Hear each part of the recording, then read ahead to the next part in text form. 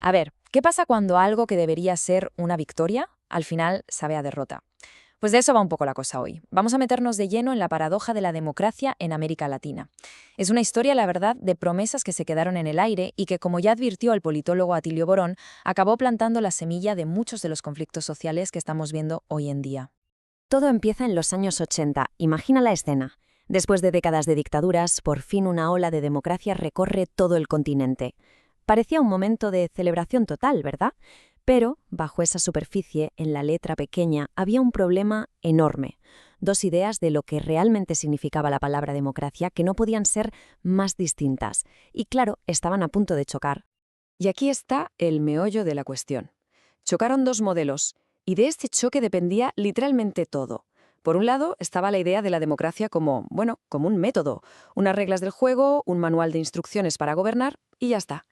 Pero por otro lado, estaba la visión de la democracia como un proyecto, algo mucho más grande, una forma de vida, la promesa de construir una sociedad que fuera de verdad justa e igualitaria. Vamos a ver la primera visión. Borón la llama la democracia minimalista. ¿Y qué es esto? Pues básicamente es pensar en la democracia como algo puramente técnico, un sistema político con sus reglas y punto. Lo importante aquí es que esta visión separaba por completo la política de los problemas reales, de las tensiones sociales, de la desigualdad económica, como si fueran dos mundos que no tuvieran nada que ver.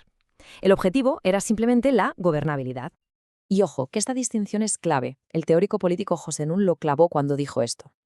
Es que hay un abismo, un mundo de diferencia entre una democracia que simplemente se gobierna, que se gestiona como una empresa, y una democracia que de verdad es gobernante, o sea, que le da el poder a la gente.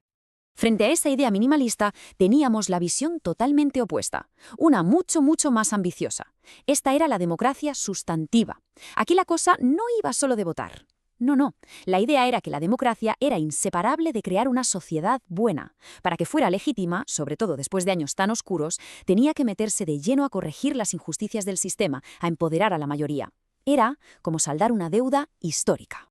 Pero claro, toda esta discusión teórica no pasó en un laboratorio, ni mucho menos. Estas nuevas democracias nacieron literalmente en medio de la tormenta perfecta. Desde el minuto 1, los nuevos gobiernos se encontraron con unos desafíos gigantescos que ponían en jaque su propia existencia. Fueron como tres frentes abiertos a la vez. Primero, una crisis económica brutal, la de la deuda de los 80, que obligó a meter recortes y empobreció a todo el mundo. Segundo, una ideología global, el neoconservadurismo, que venía a decir que el mercado era lo más importante y que las demandas sociales eran un problema, una sobrecarga para el sistema. Y tercero, la resistencia interna, las élites de siempre, los militares, los grandes empresarios, que nunca se creyeron del todo esto de la democracia y trabajaron para boicotearla. La presión económica de verdad fue asfixiante. Miremos el dato de Argentina. La deuda por persona casi se duplicó en solo 7 años. Es una barbaridad. La crisis de la deuda se convirtió, y esta es una expresión muy potente de Borón, en un verdadero tributo imperial. Básicamente era una máquina de sacar dinero de la región que hacía imposible cualquier tipo de reforma social. Imposible.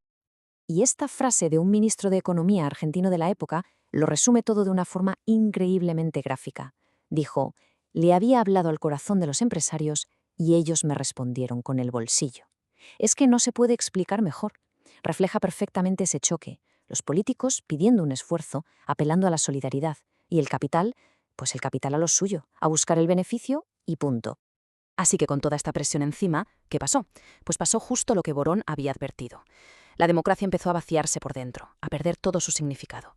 Se estaba convirtiendo poco a poco en un cascarón vacío.